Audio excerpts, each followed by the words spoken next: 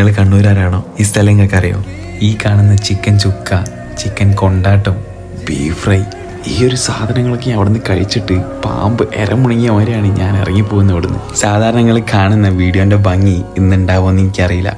കാരണം ഇന്ന് വയറ് നിറയ്ക്കാൻ ഇറങ്ങിയത് ഞാൻ ഒറ്റയ്ക്കാണ്. കുറച്ച് കാലങ്ങളായിട്ട് കണ്ണൂരുകാർക്ക് ഫേവറേറ്റ് ആയിട്ടുള്ളൊരു കട എന്നാണ് ഞാൻ അറിഞ്ഞത്. ലിസൺ മക്കളെ, കണ്ണൂർ റെയിൽവേ സ്റ്റേഷൻ്റെ അടുത്ത് തന്നെ ഏത് കണ്ണൂരാരോടോ ചോദിച്ചാലും അറിയുന്ന ഒരു കടയിലാണ് ഞാനിപ്പോൾ ഉള്ളത്. ചിക്കൻ ചിക്ക്. चिकन चुका, chicken Cornetto, beef fry, beef chops, beef बोटी, ചെമ്മീൻ മസാല.